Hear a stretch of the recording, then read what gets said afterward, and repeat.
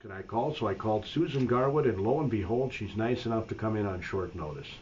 My pleasure. Yeah, thanks, Susan. I really appreciate it. So tell me a little bit about what's happening right now at the Rice County Historical Society.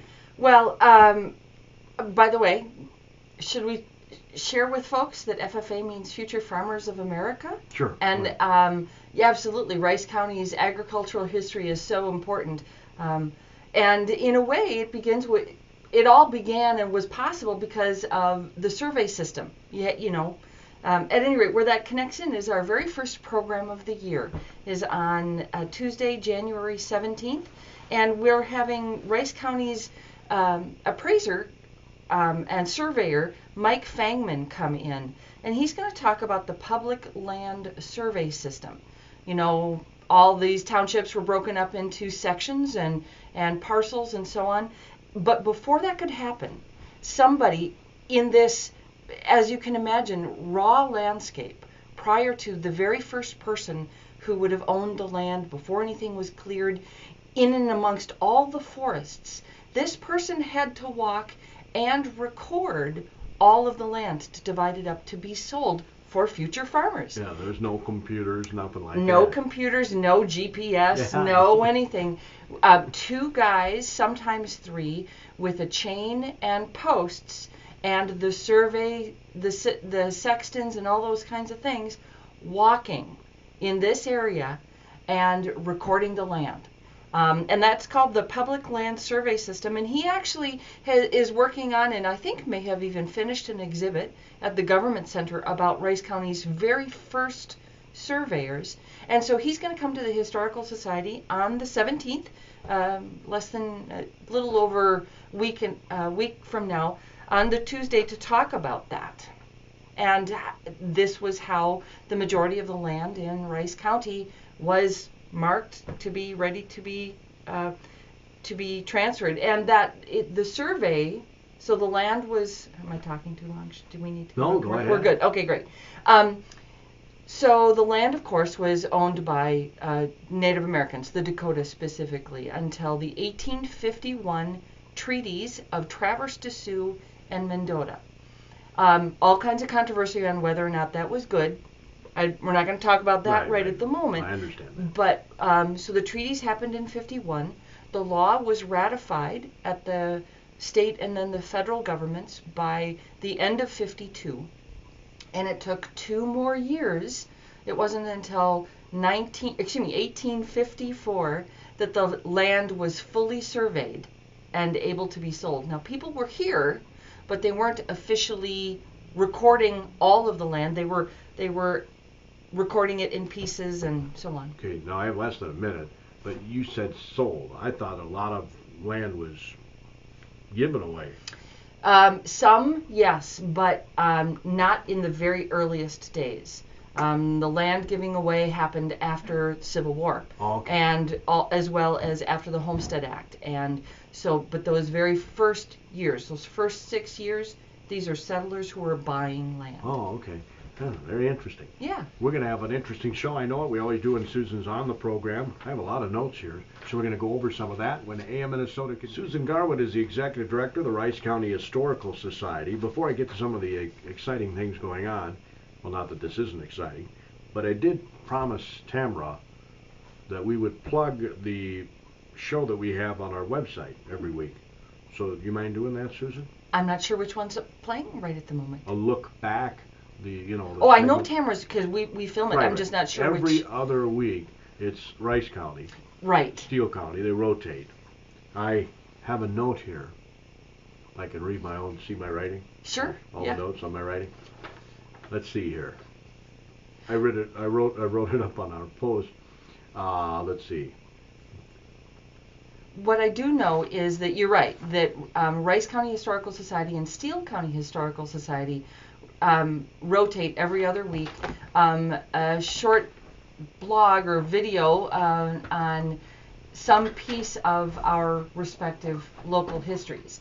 I've done them before. Previous administrative assistants have done them before, and I know volunteers down at Steele County have done them too on a whole host of topics. I found the other note. Sorry. Yeah. Sorry about that. Got a cold. It happens. This But season. anyway, January 15th will be the next Rice County. Dale Red Jackson. Oh, Talking about right. He's an airplane enthusiast or something? Yeah, he's a pretty remarkable guy in the 1920s, right along with Charles Lindbergh.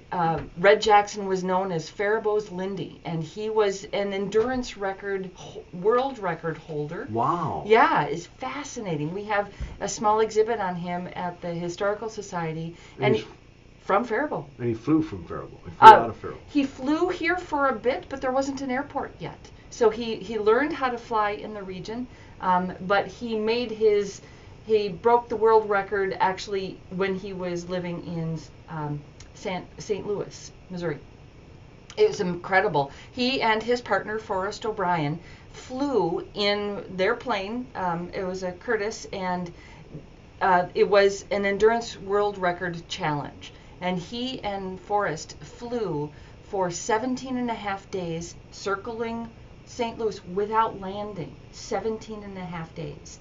And they were connecting up more than 50 times with a supply plane that was bringing fuel and oil and water and food. And what they were doing was trying to prove to the community that these airplanes were built differently than cars.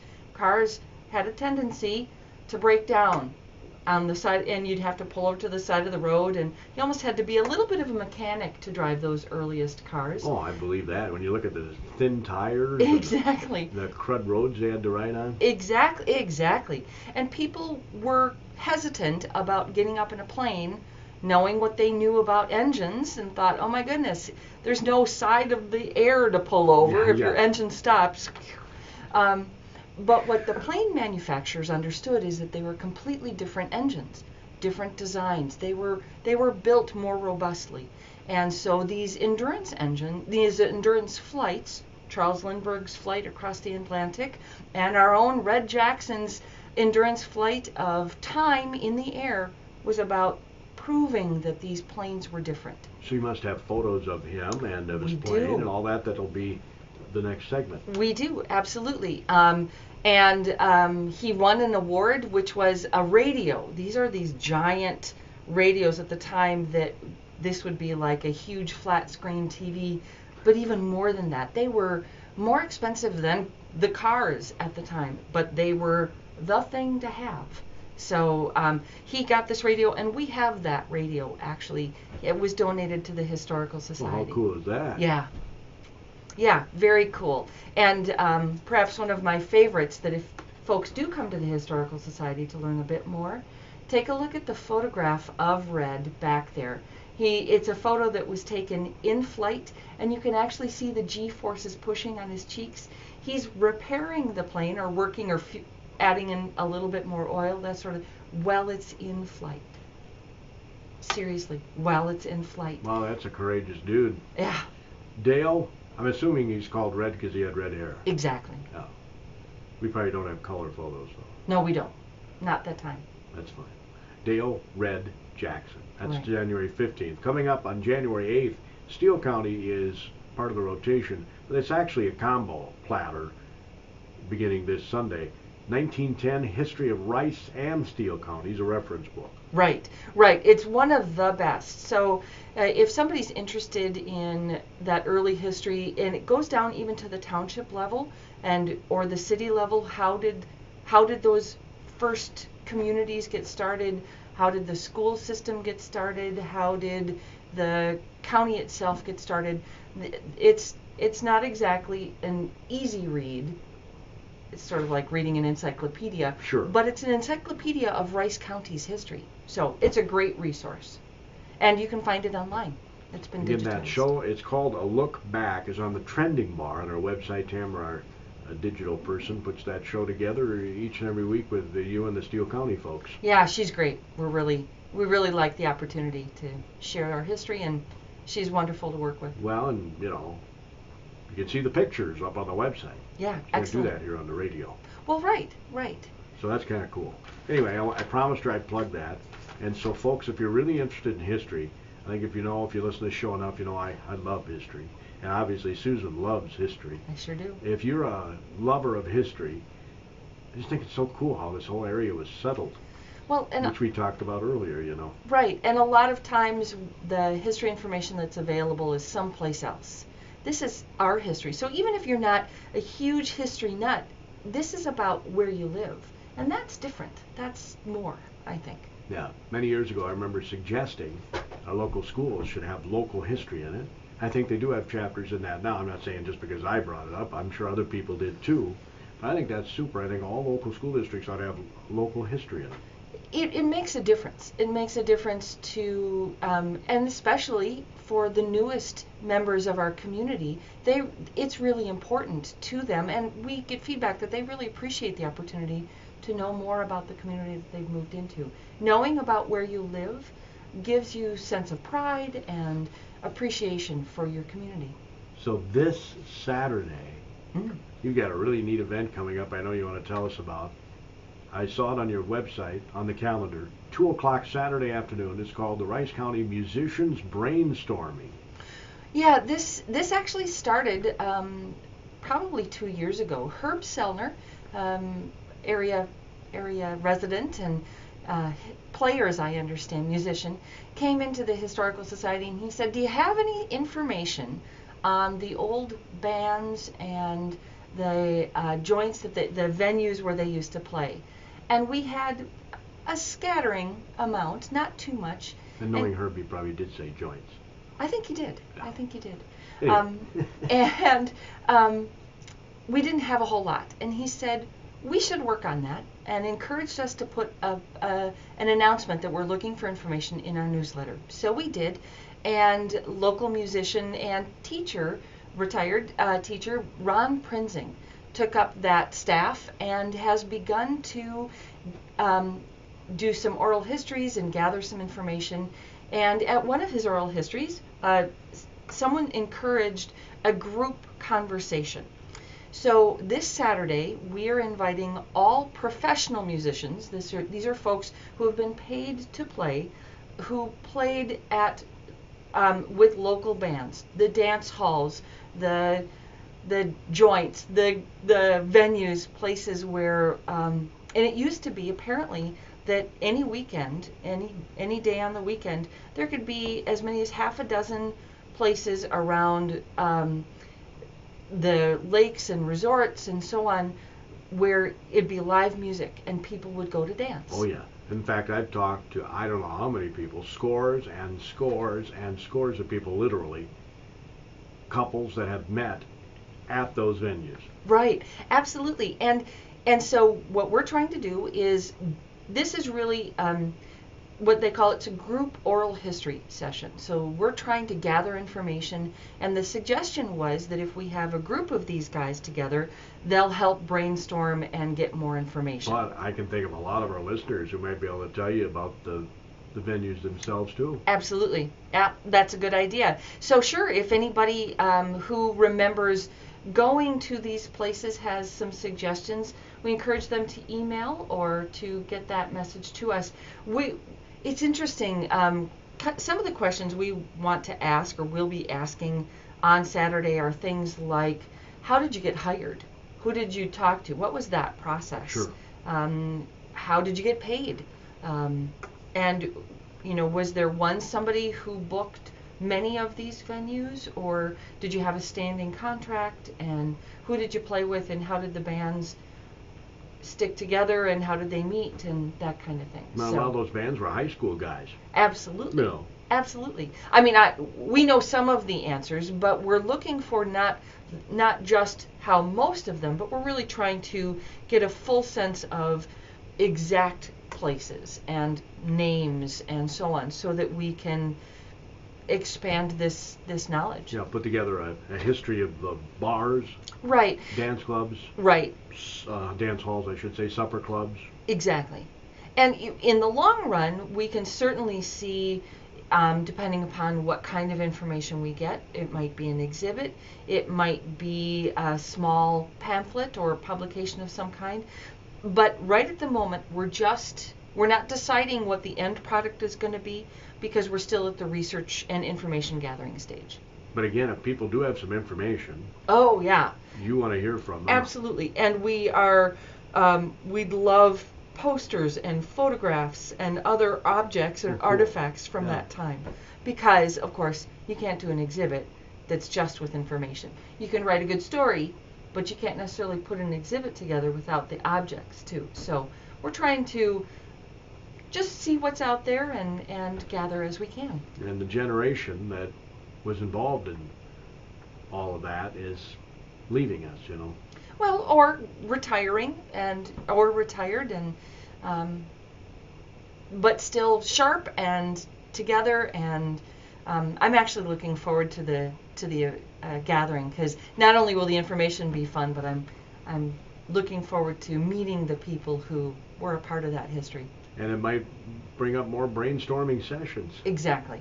Exactly. This is the first, not the last. Oh, what a great idea, though. Yeah, well, and in a Herb group, because that's how it comes up, right? That's exactly You're sitting it. playing cards on a Friday night with a couple of couples, and they're reminiscing about the old days while they're playing cards. Exactly. And we at the Historical Society primarily are what's called a passive collector. People walk in the door, they're working at home, they think, oh, what do I want to do with this? I'll give it to the Historical Society. They walk through the door. This is one of those moments where we are targeting a topic, and with the idea of trying to be comprehensive for exactly the reason you mentioned, which is we want to make sure that we don't lose the generation before we've gotten the information. And we want to be as thorough as possible. Yeah. I mean, I was just talking to a friend of mine recently about this here in Faribault. When I moved to town, this bar was here and that bar was there, and now they're gone. And I mean, things change as time goes on. Exactly. And some of the players have moved south for the winter. So we, again, like I said, this is the first, but certainly not the last. So you'll take phone calls too, or would you prefer Absolutely. to have it in a different?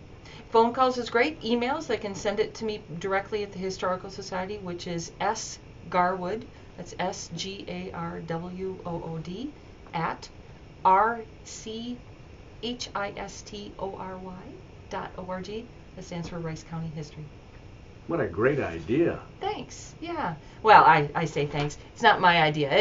It's a whole group of volunteers. Herb for bringing the idea forward. Yeah, thanks, Herb. And Ron Prinzing for picking up that staff and continuing. And Herb's a very talented musician, you know. Well, and exactly. I love it when he plays at our church. What does he play? Toe tapping. What instrument does he play? Trumpet, I think. That's what I had recalled, but I wasn't sure. But yeah, he and the guys, I love, toe tapping. That's the way church music should be, in my mind. Certainly keeps you awake on a Sunday morning. I'm a Lutheran, so we get a lot of the other kind. Right. Which is good too. Well, I'm not saying it's not. It's good for your soul. Exactly. Music, period, is good for your soul. That's so right. You have some other things you wanted to touch on too? Right. We have also 3 programs coming up in February, and I know that's a ways away, but still, put it on the calendar. Be here before you know it. That's exactly it. On Thursday, February 9th, we actually are doing, throughout the course of the year, we hope to do a series of crafts your great-grandmother knew. They're more of a workshop than just simply a lecture, but this very first one is actually called drop spindling. That's the way of spinning with a drop spindle. And that was the way that yarn used to be. And when you think about it, most people think about technology revolutions as being machines and so on. But imagine how incredible it must have been when the first people made thread. Think about everything that you have, that if you didn't have thread, fabric, if you didn't have thread, there's no way to sew seams together. Without thread, chairs and so on. So the yarn and thread and being able to make your own yarn for knitting everything, socks, mittens, hats, this winter that seems. Anyway, so that's the first one. And people who come will actually get a drop spindle and learn how to spin using that. It's really pretty easy. That's on the 9th. On the 16th, Larry Ritchie is going to be doing a more traditional program talking about stones that he has actually collected along the Straight River here in Faribault that he believes are several thousand years old and were used as tools by the Native Americans who were living here at that time. And then on February 28th, Isabel O'Connor, who's a professional actress and storyteller, is actually going to be talking about the history of storytelling and telling some fun stories. So those are the 3 programs we've got coming up in February. Are these cost involved in this? If you're a member of the Historical Society, the Larry Ritchie's program on the 16th and Isabel's program on the 28th are free. If you're not, those 2 are $2 each. The drop spindle has a cost of $10 per person because you actually get the drop spindle. So sure. There's and you get some yarn or you get some wool, raw wool, and you get a chance to spin. What's the membership cost? For senior, it's $20. For senior couple, it's $30. Individual is $30, and family is $35. What a deal.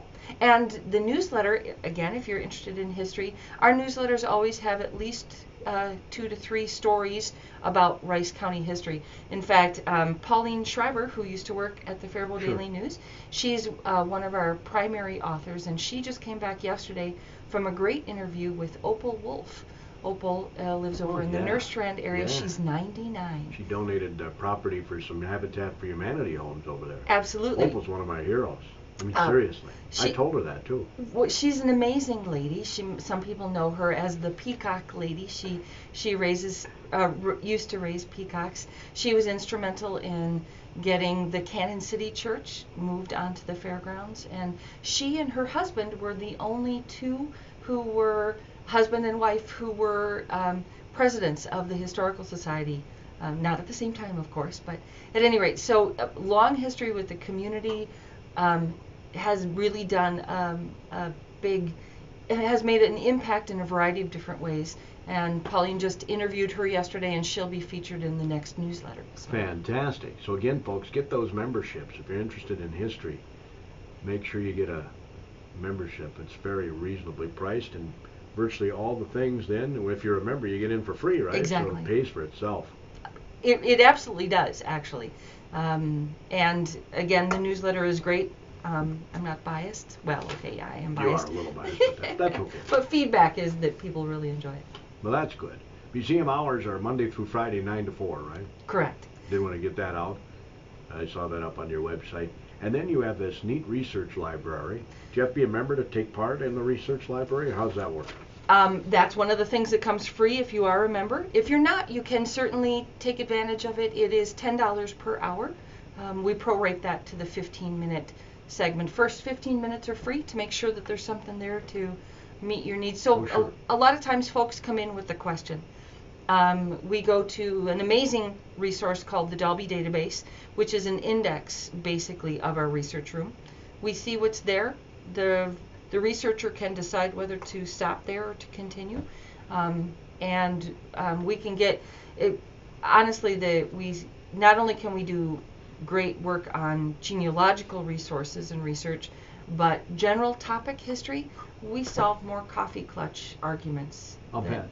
You know, this business was here. No, it was here. Where was the first place that Piggly Wiggly store was? They didn't move. Yes, they did. We answer those kinds of questions. Yeah. And yes, it did move.